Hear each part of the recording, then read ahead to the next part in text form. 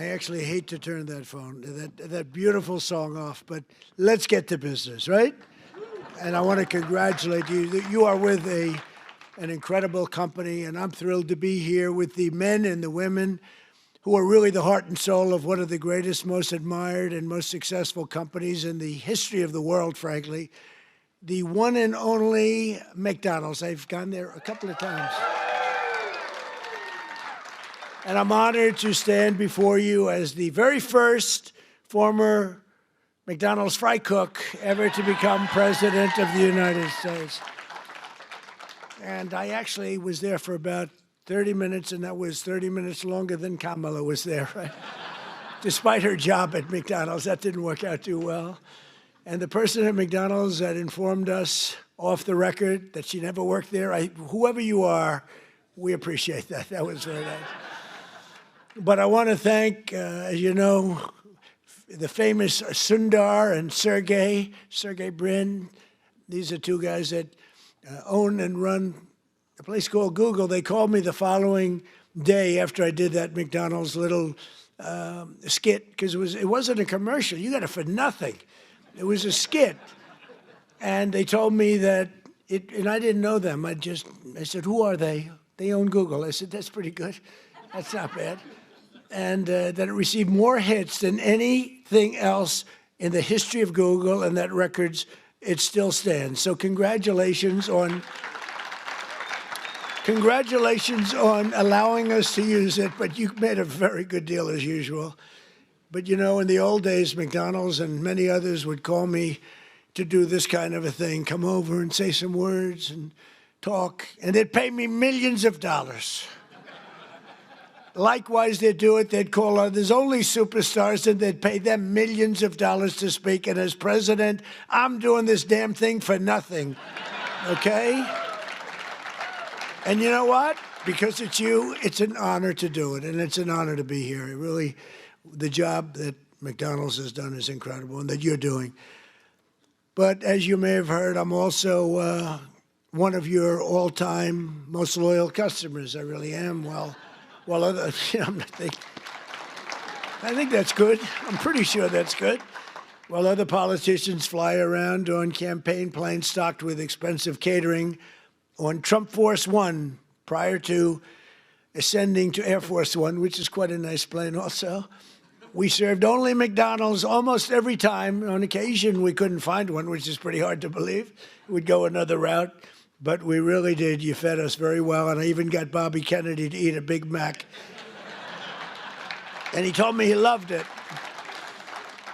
He didn't want that publicized. He told me he loved it. I thought it was great. I want to thank McDonald's chairman and CEO, Chris Kempczinski, who I just met backstage. I guess gave him a little piece of my speech signed. I said, do you want to keep this? You can either hang it, you can give it to somebody, you can throw it away. I don't care.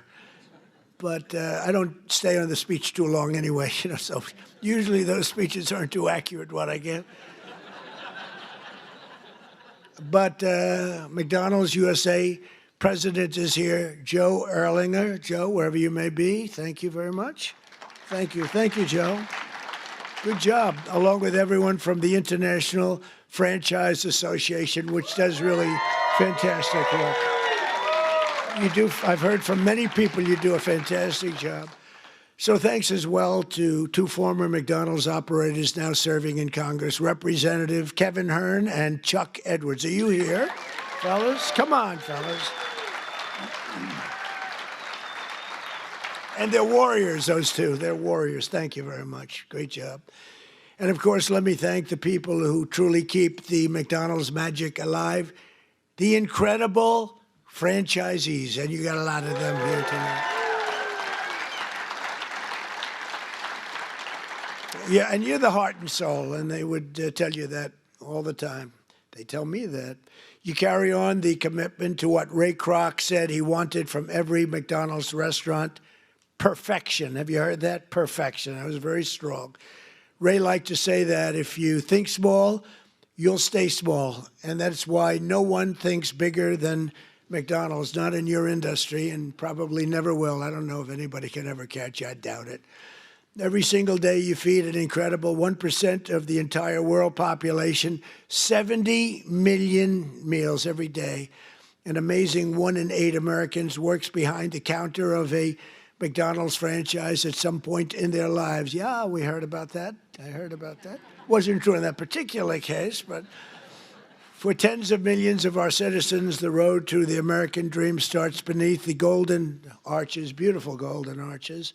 So to each and every one of you, thank you and congratulations on 70 years of American greatness. Congratulations. And, you know, I just might add, this is also the golden age of America because we are doing better than we've ever done as a country. Prices are coming down and all of that stuff. And, you know, they talk about different terms for that. But I will tell you that nobody has done what we've done in terms of pricing. We took over a mess. We had the highest, think of it, the highest inflation in the history of our country. They say 48 years it was the history of our country. And now we have normal inflation. We're going to get it a little bit lower, frankly, but we have normal. We've normalized it. We have it down to a low level, but we're going to get it a little bit lower. We want perfection. You know, you always want 1%. I don't know if anybody knows. You don't want 0. 0 can be bad. Then you start going the other route. That's no good either. Then you say, what's worse, deflation or inflation? But we have it almost at the sweet spot, and prices are coming down on different things. One of your groups that you admire, I admire, Walmart, came up last week and they announced that Thanksgiving this year is 25% less, all of the accoutrements, that Thanksgiving is 25% less than it was last year under Sleepy Joe Biden. So that's a big statement. And others have followed up by saying just about that. And to your leader, when we met, I said, how are you doing with prices? Prices are coming down. He said, we were up 40% because of Biden and inflation, and they're coming down, and they're coming down rapidly. So I hope that all continues to go, but we're really doing well as a country. Most importantly, however, I will tell you, big picture, we have over $17 trillion being invested in our country in 9 months. It's now just about ready to crack 18, and by the end of 1 year, we will have about $20 to $21 trillion invested in our country.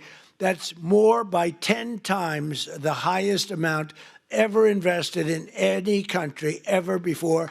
And it's largely because of tariffs and, I think, November 5th election. But it's the largest amount. As an example, so if we have 20 or 21 in 1 year, 21 trillion, think of what that is. That's car factories, that's AI, it's everything. They're all coming back because of the tariffs. They're all coming back because they don't want to pay 15, 20, 30, 100% tariff. It wasn't that complicated. People are saying, you know, Trump was right. It really wasn't that complicated, but it's been amazing. As an example, if you take me at 20 for 1 year, Sleepy Joe Biden, you know what he was? Less than 1 for 4 years.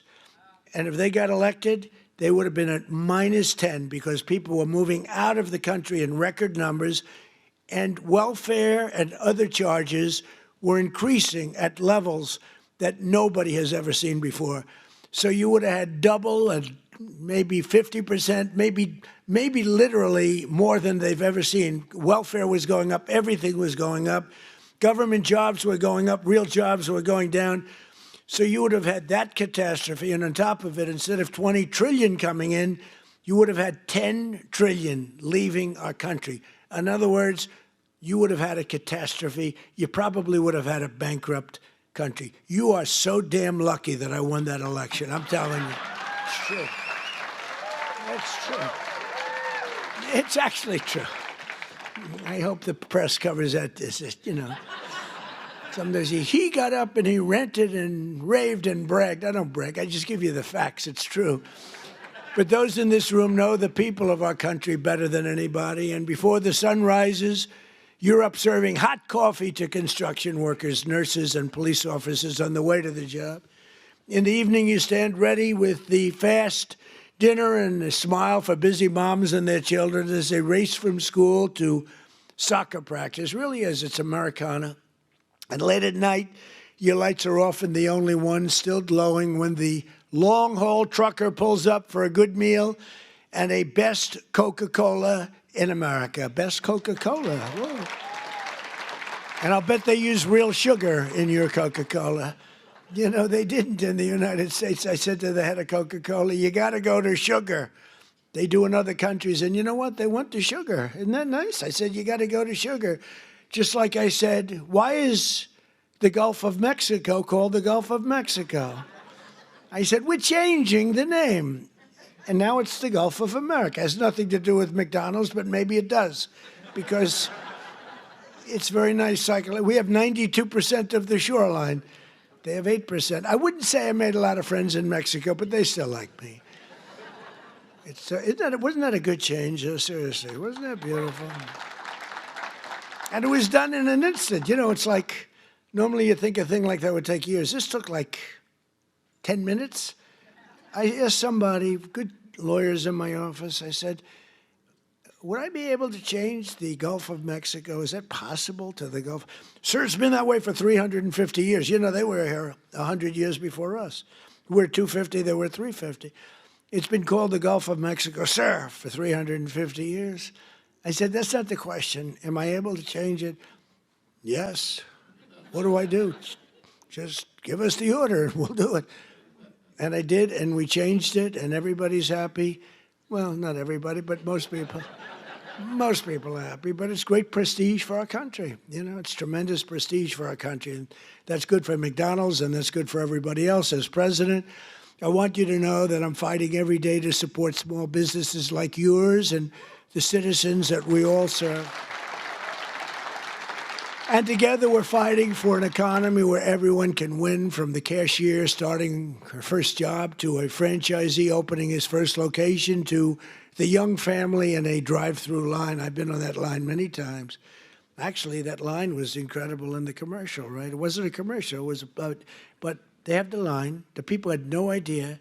So I made the French fries. The guy was really good. He had a great wrist. He was, sir. He was going like, sir. Yeah.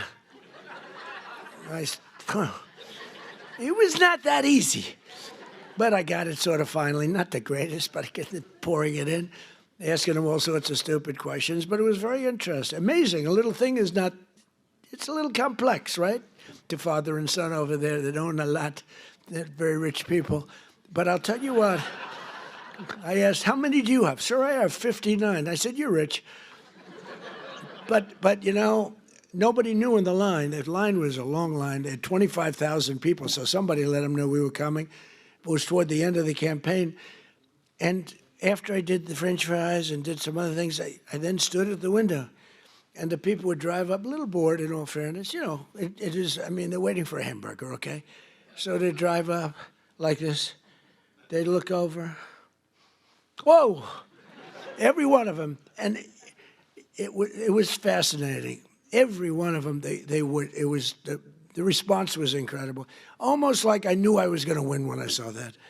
I knew, because the response was love. It was great. They had a good time, but we did, I think, 12 people. Every one of them had the same response. They drive up, they this, they get that, getting a little cash ready, and they look over, and it was, some did a double take. Some went like that. Whoa. But it was sort of an amazing moment. You know, I did a garbage truck also, right? And everybody, and I thought, when I spoke with Sergey and Sundar, I said, yeah, but the garbage truck was equal, wasn't it? They said, not even a contest. Garbage truck was great, not even a contest to McDonald's. And that's because we had the power of McDonald's. I mean, it was an amazing thing. I thought the garbage truck would have won. And they said it was good, but it wasn't even close. So that's a tribute to what you've built, really. It really is a tribute to what you built. But there's still a lot of work to do, and we're making tremendous progress. 1.9 million more American-born workers are employed today than when I took office. Think of that. 1.9 million more today than, and these are American-born workers. Nobody thought that was possible. And we have the strongest borders in the history of our country. Nobody comes in unless they come in legally. You see the numbers. Everyone thinks it's impossible. A year ago, millions of people were storming our borders. Today, they only come in if they come in legally. And wages for hourly workers are rising at the fastest pace in 60 years. And sometimes you might say, was that good or bad? It's great for you. The minimum wage thing you'll have to be talking about. You're going to have to fight. We were talking about California, Gavin Newsom from California.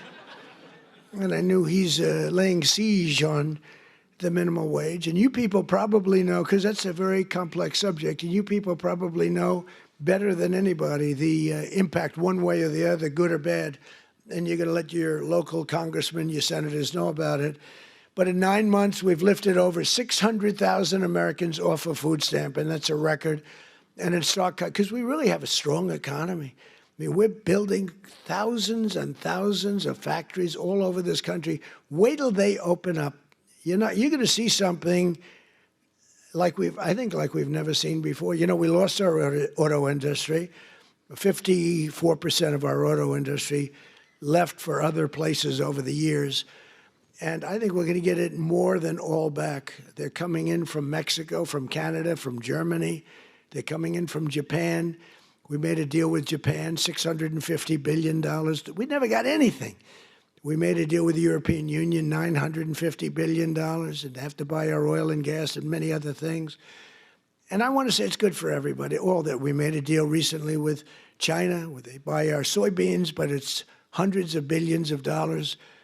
And it's incredible what's taken place in our country. The world was laughing at us like we were stupid people. They're not laughing anymore. They don't laugh at us anymore. They respect us now again, and that's what we want. We want to be liked. We want to be respected, much more so than being liked. And you know, in a certain way, they like us better now, too. They respect us, but they like us better now because the world was ripping off our country. Not sustainable, not even sustainable. China was making $722 billion. Think of that. Not million. 722 million's a lot, isn't it? $722 billion. They built their military with the money that we gave them over the years. And in my first term, we had a great first term. The most successful economy we've ever had in my first term. This is going to blow it away. This is blowing it away, to be honest with you. It blows everything away. There's never been a time like this, and you're going to see the results, you know, pretty quickly. But in stark contrast to the previous administration, 100% of all new jobs created in America under my administration have been created in the private sector. Because, you know, we are trimming out government jobs. You can't have, you know, what they do is they give you phony job numbers in a lot of ways, but they'd hire 100,000 people, and all of a sudden it looks like they're doing well. They're not doing well, because those are jobs that they hurt our country. If those jobs can be in the private sector, paying taxes and all the other things, it's a big 100% of the jobs that we put in have been, think of that, are in the private, come from the private sector. In my first term, we built the greatest economy in the history of the world. And now we're doing it again, but this time it really is, as I said, much stronger, much better. I think it's going to be something that nobody has ever seen before. My pledge to every family and every small business is that I will not rest until you are richer, stronger, more successful, happier, till you've gotten a piece of the American dream. Some of you in this room have really gotten a piece of it because you made a great decision to go with a great, great company years ago. And it's really pretty amazing. That begins with making America. We have to do, the word is affordable, and affordable should be our word, not theirs, because the Democrats got up and talked affordability, and they don't say that they had the worst inflation in history, the highest energy prices in history. Everything was the worst. What they're great at is lying. They say affordability. Their stuff was all much more expensive. We have a couple of items like coffee, which is a little high. We're going to get that down. You saw that today. The coffee comes down. Remember when I first took over? Eggs. My third day in office, I have a news conference, and the fake news media was screaming at me, Mr. Congressman, about eggs. Remember that? I'm standing there very innocent. Oh, hello. Do you have any questions? What about eggs? What about them? They're up 4 times. I said, look, I just got here. I'm sorry. And Brooke Rollins and Department of Agriculture did a phenomenal job. And they said, don't order eggs for Easter because you won't be able to get them. And they said, we have a big Easter egg hunt at the White House. It's sort of a thing that has gone on for 100 years. They said, could you order plastic eggs? I said, I'm not ordering plastic eggs. We're going to have eggs down by that time. And by the time we got to Easter, the price of eggs had fallen precipitously. We had all the eggs in this country you want. And we know what we're doing. I mean, we know what we're doing. We rebuilt our military. We have the greatest military anywhere in the world. We make the greatest military equipment anywhere in the world. And everybody knows it. And everybody knows it. And you saw that with the way we took out the nuclear capability of Iran with those gorgeous B-2 bombers. They flew in there and they wiped it. And the word was obliterated. Remember when CNN said, well, it might not have been obliteration. Think of the pilots. They go in there, they're under fire. I was watching this from the Situation Room, and you get to see things in situations that you wouldn't believe. And they said, sir, they have entered Iran airspace. All of a sudden you see much faster. Then you see them going down at the whole thing was crazy. I actually said, do people really want to do that for a living? They're waiting for them, but the equipment is so good. The B-2 bomber, stealth. They never saw them. They never saw them. I mean, it's the most amazing thing. And I honored the pilots at the White House. I had them brought in, along with mechanics and a lot of other people. We brought them to the White House to give a little celebration because they flew 37 hours flawlessly. Now compare that to the Jimmy Carter Iran situation with the helicopters crashing and the this and the, oh, what a horror, and the hostages. And I said, we can't let that happen, but we have a great team. General Raisin Kane is unbelievable. The whole group is unbelievable. And they went in, and I brought them into the White House, and I brought them then into the Oval Office, the pilots. And we met them, all handsome. They look like Tom Cruise. They really do. I don't want to be a wise guy and say, but taller. I'm not going to say that. No, they're perfect specimens. I mean, these guys are like from a movie. I could take everyone, put them in a movie. And I said to him, so what's the story with that raid? Did you expect, because you remember I pulled it back? Because I saw reporting that we're going to be leaving at a certain time. And I said to the general, is that not good that they think that? And they sort of got it right. They saw a lot of activity. Actually, you know why? They saw one of the things.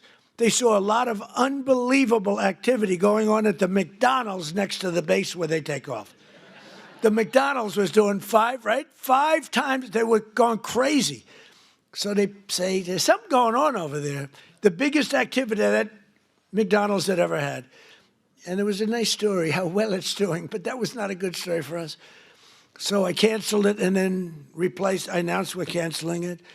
And the pilots said they were devastated. Then I put it back in the exact same time because that was the only time they weren't thinking would happen. And we left exactly on time, but that was after canceling it 2 days before. And then we put it right back in the exact same slot. And we had identical planes, the B-2s flying, four of them flying into Guam. And they thought that was the attack team.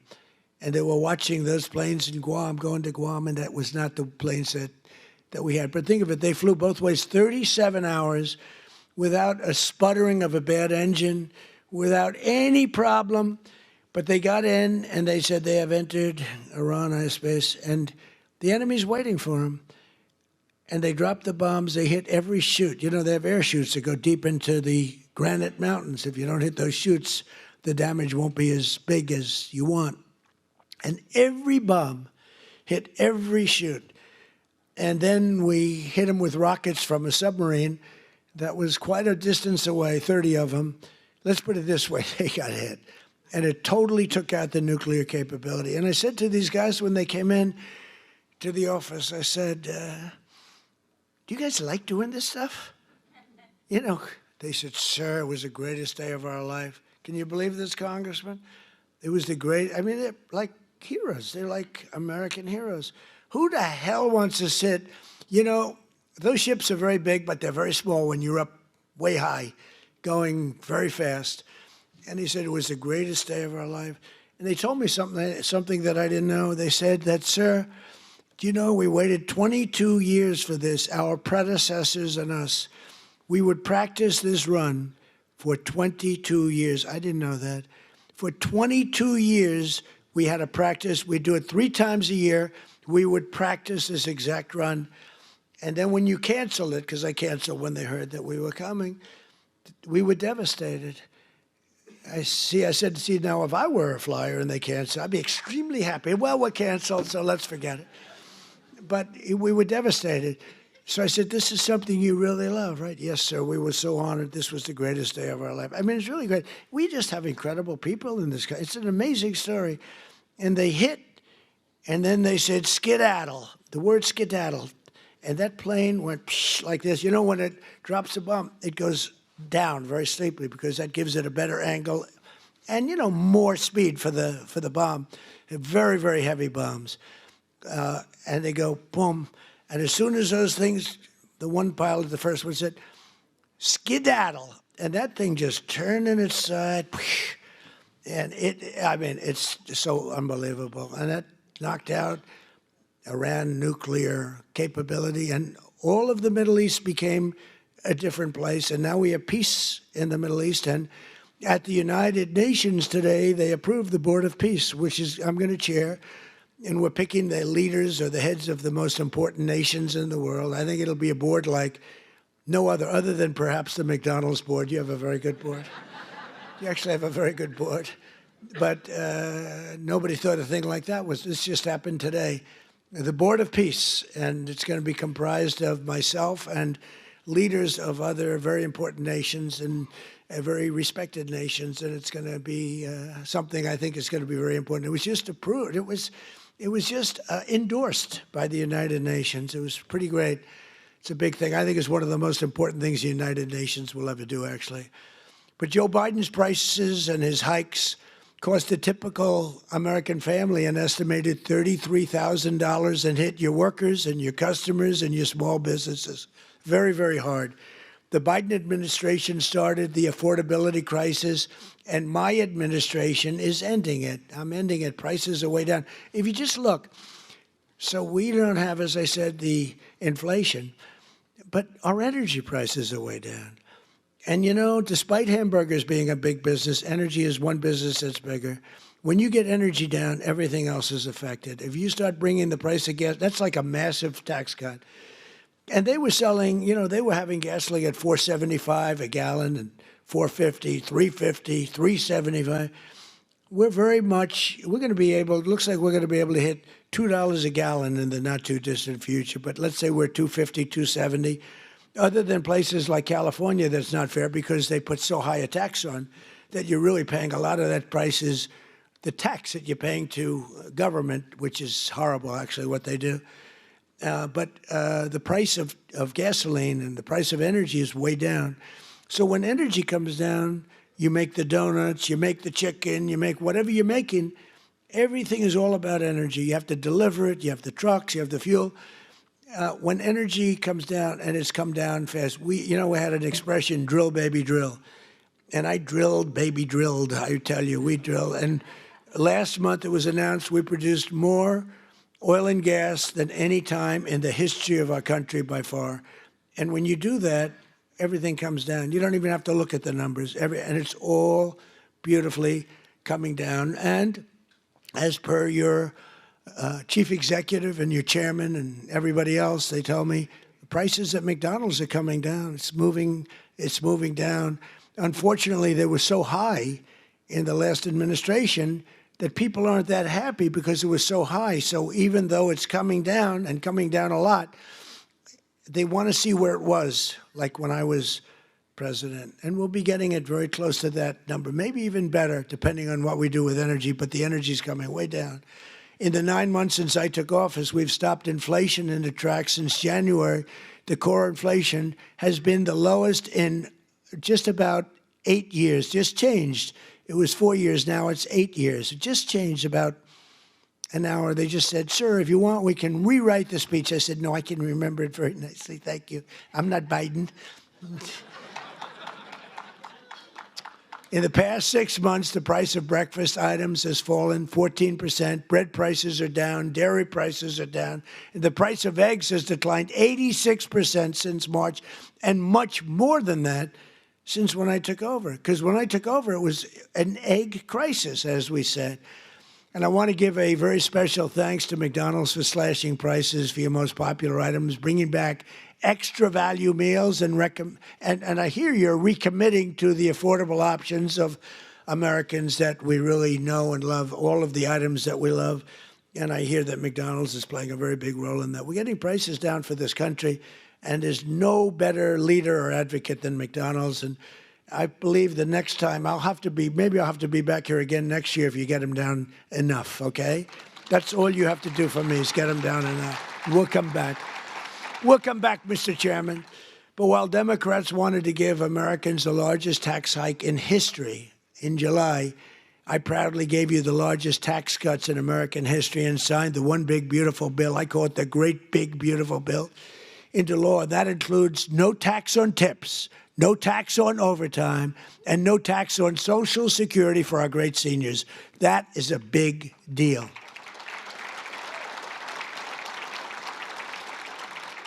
So the great big beautiful bill is the biggest piece of legislation ever passed in our country's history.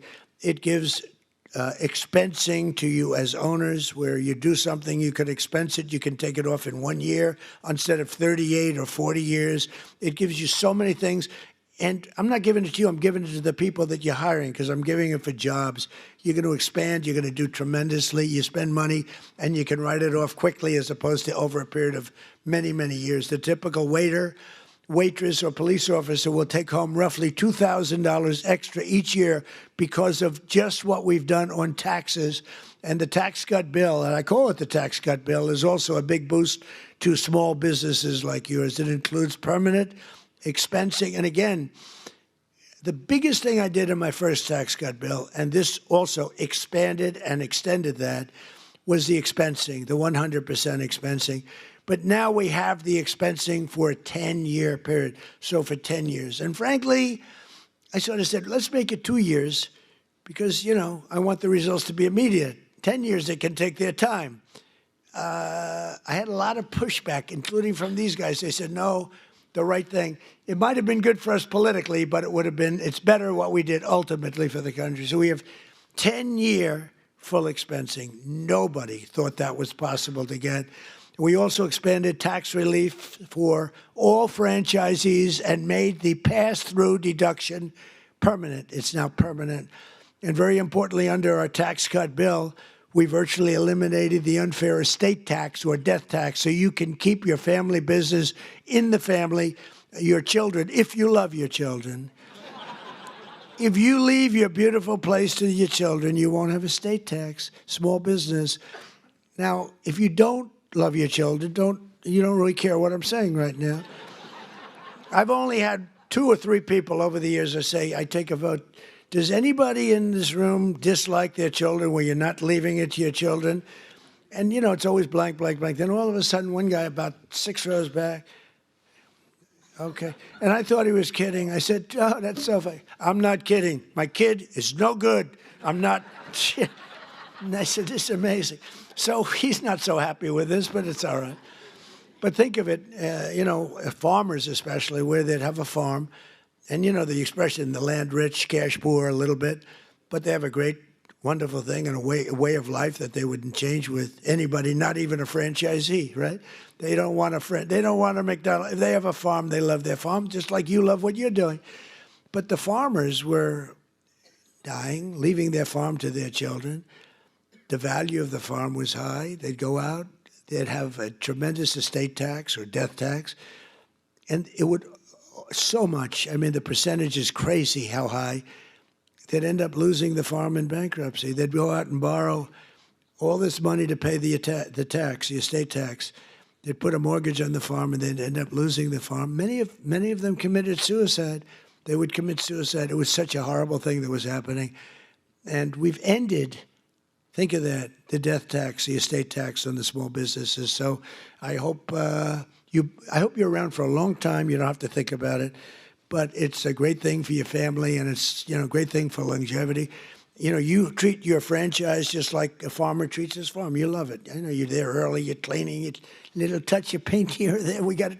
There's a little spot on the ceiling, drives you crazy, right? It's, it's love. It's love for what you do. It's amazing the job you do, too. I see it. I've been in plenty of McDonald's that clean beautifully.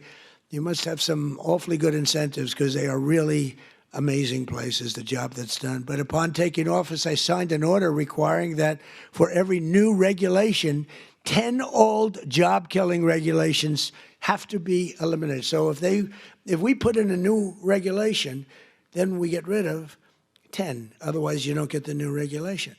And, we got rid of the drip, drip water. We call it the drip, drip, where drip drips out of the sink. States with tremendous water, so much water, they have nothing but problems getting rid. They had restrictions on water. It comes down from heaven, right? They had restrictions on water. So you want to wash your hands, or like me, I want to wash my hair. I lather up. Then I turn that, and there's no water. The water's drip. They put a restrictor on. I won't mention the third item in the bathroom because I always get criticized. I used to mention that, but I don't mention it anymore because you know what I think you do. If you don't know what I'm talking about, then you shouldn't be owning a McDonald's franchise. You wouldn't do well even with a McDonald's franchise. But no, the water restrictions totally lifted. All restrictors are gone. And it's interesting. Your dishwashers were covered, right? You had no water. I was with some of the people that make them, Whirlpool and others, and they said, sir, they won't give us the water to use in our dishwashers or use in our washing machines. The washing machines have no water. I mean, it's like a glass of water, half a glass of water. We need water. And I said, how bad is it? He said, well, like the dishwasher. They put the dishes in, and they just keep pressing the button, they end up using more water. So I gave them, as you know, unlimited water. Biden came back with a rigged election, and he immediately restricted the water again. But I came back in and immediately unrestricted again. So now you have unlimited water to clean your damn dishes, okay? And other things. Your hands. Didn't you hate that? You walk in to wash your hands. I'm a big hands guy. I like to wash my hands. I used to hate shaking hands. Now, once you run for office, you better like shaking hands or you got a problem. You ever see a politician? No, I don't want to shake hands. Can you do that? I don't think you wouldn't be a politician very long. I actually thought that with COVID, that would be the end because, they didn't want you to shake. I said, well, but then it came back a little bit slowly, then eventually. But when you're a politician, you have to shake hands. So I like washing my hands. And you'd go into the sink, new places generally. And you turn on the water, and there's literally no water. And how about the places that think they're going to save a fortune, so they spend a lot of money, where the water turns off there. You press the thing, which you hate to do, your hands. You don't like to press. So you get the towel, you press it, you wash it, and the water stops. So they have both a restrictor and a stopper. You get like 4 drops of water. Tell me, do we really get rich with that? Okay, do we really? This is so ridiculous. So I undid all of that nonsense. But we did much more important for you. We've rescinded the insane Biden energy regulations on ovens, cooktops, microwaves, and ice makers that were driving your costs through the roof. You have no longer restrictions in that. I hope you understand. But I did better than that, too.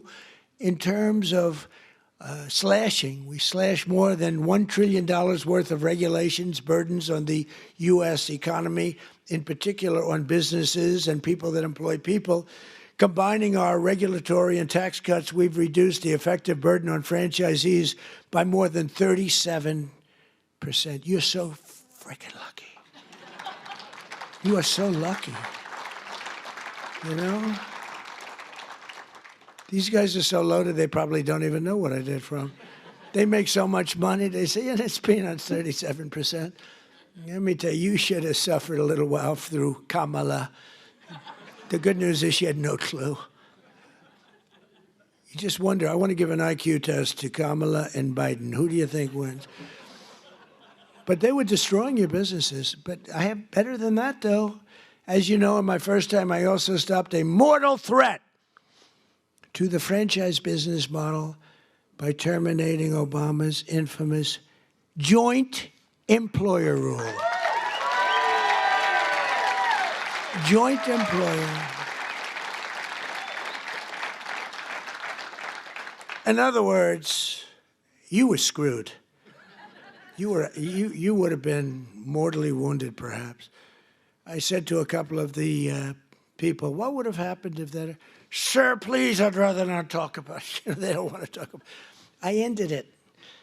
You got lucky on that one, let me tell you, because I said, really, I asked one of my guys, because when I was coming over, I saw that in the speech. I said, what does that mean? He said, that would have been death to businesses like yours and others. It was just, these people don't care. They didn't care. But I ended it, and I think that's one of the biggest things that you'll ever have done for yourselves. I think that's the biggest thing that can ever be done for you. We mentioned all these different items, but that's the biggest by far for you. As long as I'm president, I'll always defend your right to run your own small business and do it well. And some of your small businesses have become very large business. One of the franchise owners here today is Carlos Matios Sr., who escaped communist Cuba when he was just 6 years old. In America, Carlos took jobs as newspaper delivery boy, a factory worker, and eventually became a New Jersey police officer. Then, in 1998, Carlos switched careers and moved to Virginia, where he took over his first McDonald's. Where's Carlos? Is he around here? Let me see. Come on, stand up. Stand up, and your son too. Stand up, your son. Good looking son. I met him backstage. He had a knack for turning around poorly performing restaurants, and today his family owns nearly 60 McDonald's all along the East Coast, including at the Pentagon, where I've ordered numerous Big Macs, right? In fact, he served when the great football team came in. They served McDonald's, and you'd have these guys walking out, the biggest human beings I've ever seen. They were the national champs, right? Remember the team? Who was the team? You remember the team?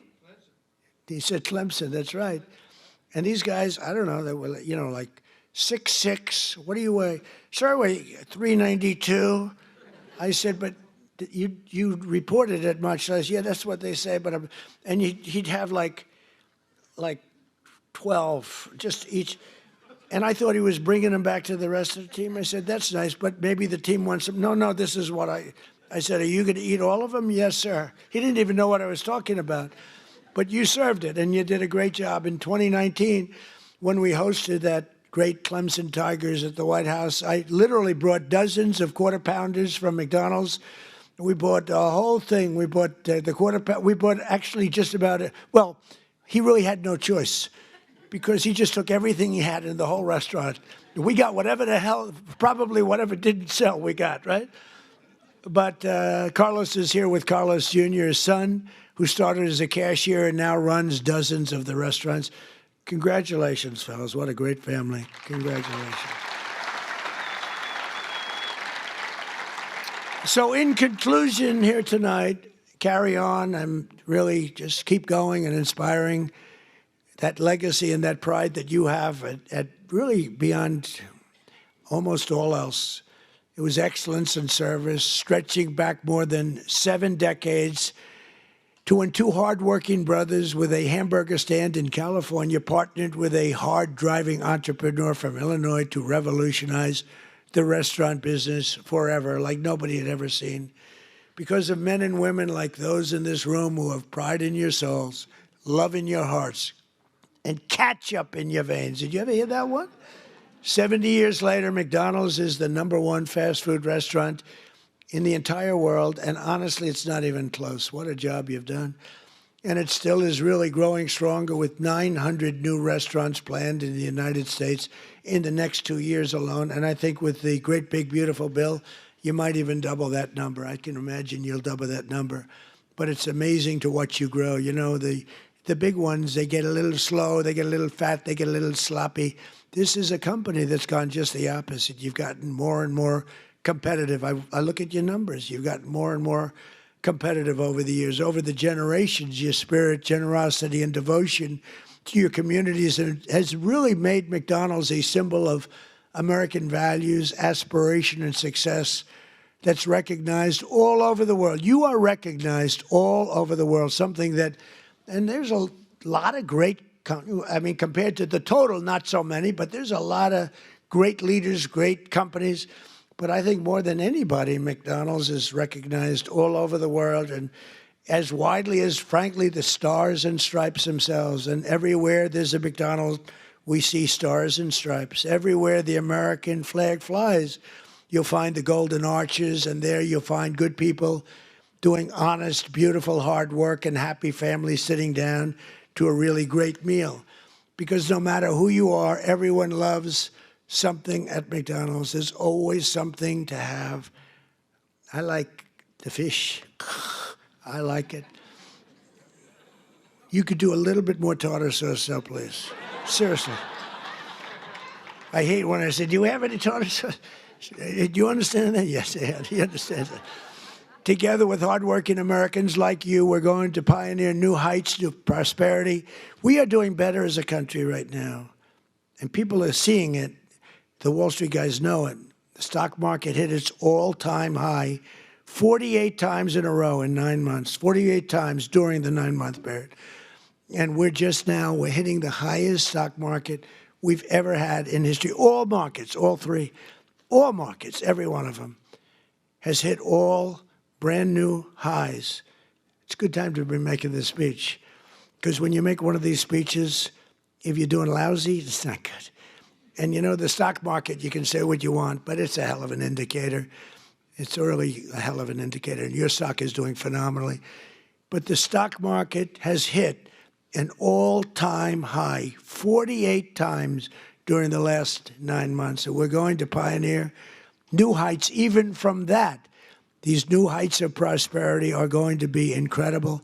We're looking at affordability. We're going to bring it down for everybody, because not everybody understands the fact that a great stock market is great for everybody, including 401ks. You know, the 401ks hit the highest number that they've ever been 2 days ago.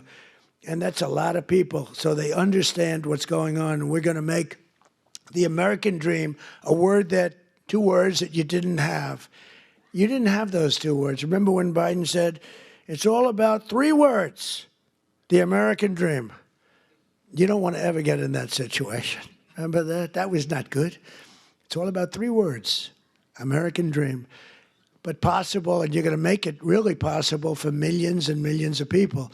And you have an administration that's got your back. You don't have an administration that wants to put you out of business, that wants to take away your water, that wants to have you not use a microwave oven, that wants to do all these horrible things that are going to destroy you. They were looking to destroy you and other businesses too.